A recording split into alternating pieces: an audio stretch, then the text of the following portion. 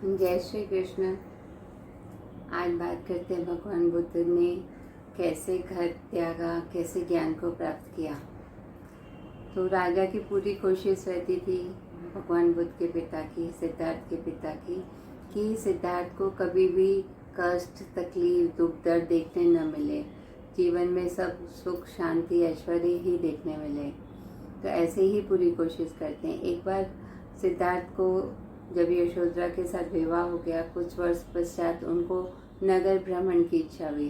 तो राजा ने क्या किया कि पूरी व्यवस्था की कि सिद्धार्थ को कहीं दुख, कष्ट कुछ भी देखने ऐसा न मिले जिससे सिद्धार्थ के मन में कुछ संन्यास की तरफ का कुछ अंकुर फूटे। लेकिन सिद्धार्थ जब अपने सेवक को कहते हैं, छंदक जिसका नाम था, कि सेवक मुझे नगर भ्रमण करना है, तो राजा ने पहले ही व्यवस्था करा दी। सब तरफ युवा, सुंदर, स्त्री, पुरुष, फूलों की वर्षा हो रही है, सिद्धार्थ घूम रहे हैं। तभी सिद्धार्थ की नज़र पड़ती है कहीं दूर एक वृद्ध व्यक्ति पे, जो जिसकी कमर झुकी हुई है, लाठी पकड़े हुआ है। तो अपने सेवक से पूछता, ये कौन है? तो बताता, ये वृद्ध है, शरीर निर्बल हो गया है, कभी ये भी युवा अवस्था में था, शरीर इसका बहुत स्वस्थ और सुगढ़ सुंदर था। तो बोला, क्या सबके साथ ऐसा होता है? बोला, हाँ, जो जवान युवा होते हैं उन्हें वृद्ध भी होना ही होता है। तो बोला, ऐसा तकलीफ, इतनी तकलीफ, झुर्रियों वाला शरीर, निर्बल शरीर। तो वो चिंता में मग्न होकर वापस जब घर आ जाते हैं, कुछ दिन बाद फिर से भ्रमण के लिए निकलते हैं। राजा की पूरी व्यवस्था रहती है कि भाई इन्हें कुछ कुछ कष्ट या दुख देखना नहीं मिले, लेकिन होनी होती है ना।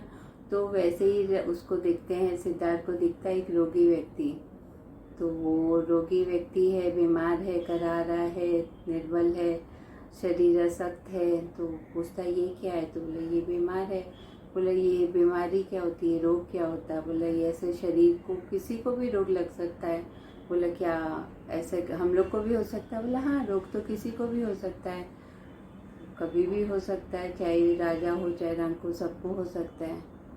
उसके बाद थोड़ी दूरी चलते हैं, तभी उनको एक अर्थी जाती हुई दिखती है, एक शव यात्रा। बोले, ये क्या है?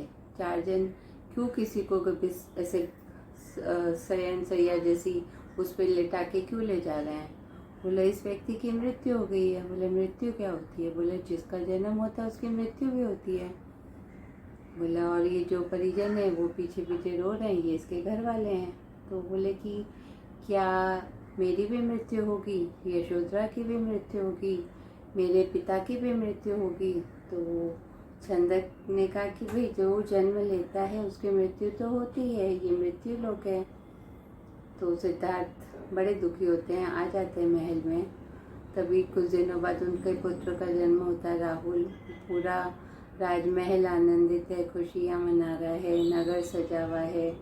लेकिन सिद्धार्थ न सुख में है न उदास है, वो समता में है। उन्हें न खुशी हो रही न दुख हो रहा कि वो पिता बन गए हैं, उनके पुत्र हुआ है।